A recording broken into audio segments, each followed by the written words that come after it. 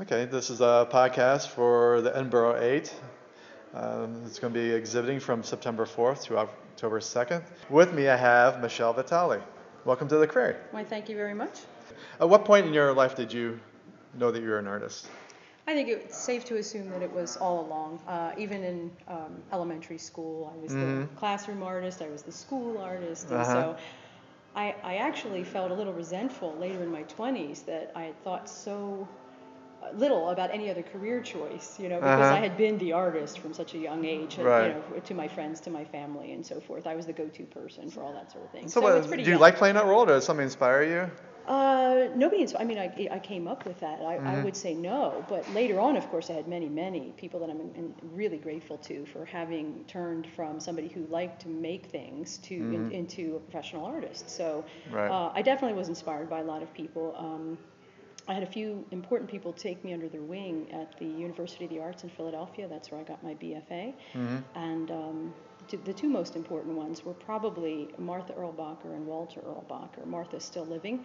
Both tremendous artists who were figurative and would take people who were not really getting sort of the proper education, because it was the early 80s Right. when figuration was distinctly out of style. And they would take those young students that they thought had some ability and just individually and personally. Did they take just them under their ID you, wing. or did you volunteer? I was in one of their classes, and they just decided from then on I was their student. Oh, And I so see. I was invited to their studio. I was, whenever they had extra some room in a model session, I was always invited. It was an honor because I was 18, 19, 20 at Sure. the time, and they were professional artists, and I was drawing with them and painting with them. So it was I really owe a debt of gratitude to those two first and foremost, and then of course the list continues. Sure. But what inspires your work? Now, what inspires my work? Sure. I would say that there are moments, like visual moments, that seem. I'm a very observant person, and I tend to be normally when I'm not teaching, sort of a quiet observer. And there seem to be visual moments that have more depth of meaning and more metaphorical possibility that I gravitate towards. I'll just see something and sort of stop in my tracks. It just sort of hits me as tying in to something that has Describe a potentially situation. Well, for example, I'm describing actually a situation that yielded an older painting. It's not in this current show, where one time I observed a man, it happened to be my husband, cleaning a gun, and right outside there were people in the sunlight. He was on the interior space. There was an exterior space with the rest of what could have been the rest of his family, and he was just cleaning his gun. And it was just one of those moments that could have had so many different natural sort of next steps, right? It could have been anything from a very mundane scene, which it typically was in our house. He was a police officer, and or it could have been, is this family? There's some violent act supposed to happen next. It's almost like every movie has these too, where the narrative could go in multiple directions, and that's what sort of keeps us. And that always captivated me as an individual. So I did a painting of that scene, which had multiple possibilities for endings, and that sort of thing really I gravitate towards all the time.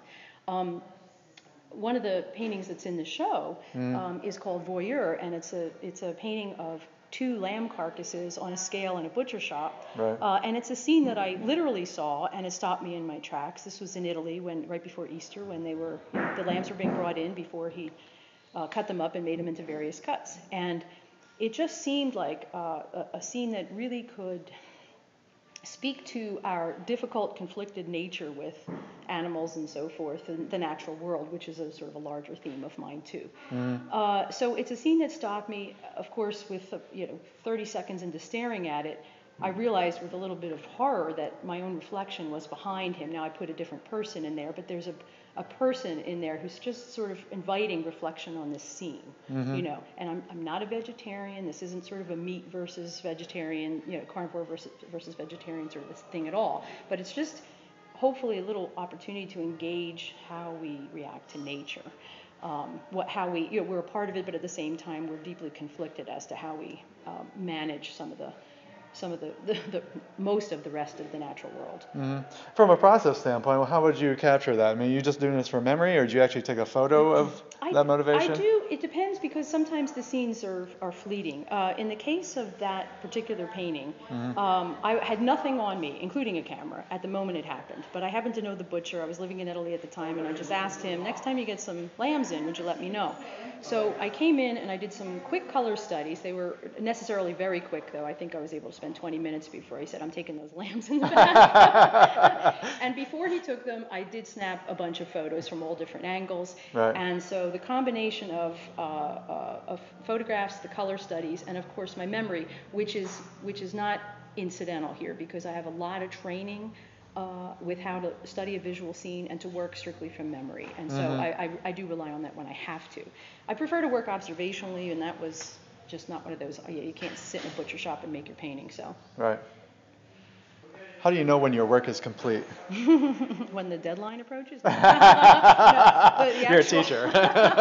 Yeah, it's done when someone says it's done. Right. One of the most difficult problems for me as a painter has been to learn when to quit noodling with something. So I generally, when I have a brush in my hand and I'm about to keep painting, I stop and I say what needs to be, what's unresolved, and what looks actually perfectly resolved. So I do a little analysis each time. And when I just run out of things, I kind of I step back and, I at that point decide if I go any further, I will be noodling it, just working it to death. Right. So that's how I decide. Now you have many different sizes of paintings. Do you have a preferred? Yeah, I do have a lot of different sizes. I've been working a little bit smaller through the years that were the most difficult for me, either because I had younger children or just professionally, at the college, so that they were more demanding years for whatever reason. I do actually prefer to work larger, but it's very difficult. It's not, a painting that's 2 times bigger, I don't think is 2 times more difficult. I think it's more like 4 or 5 times more difficult. And just logistically, it's difficult. So I think that that would be my preference, and I believe that if I were in a different situation in life, I owned a bigger truck, I had more assistance, I would do that all the time. So it's stunning to see this live, so I encourage people to come see this. They are all. Let me tell you that the chicken paintings are from life. This is what is from life, but in black and white. I did a black and white drawing, and from that I made a color painting. Oh, okay. So there's an awful lot. Most of these were from life. Just to, What would you like to have people come take away from viewing your work? I hope that they had approached the paintings with a sense of sort of quiet contemplation, and what they arrive at might be different than what my initial intention was, and that's perfectly all right with me. My 2 big themes seem to be the sort of conflict, the conflict between man and the rest of nature, or humankind, let's say, and the rest of nature. And the other theme, and there's only one painting, but it's a 9-part series, which is really about the immigration experience. So I have these two sort of, I'm not sure if they're related yet, themes, but they're very different. And it's okay with me if people don't read a sort of similarity in the intentionality of the paintings. Right, outstanding. We appreciate you coming and exhibiting at the gallery. Thank you very much.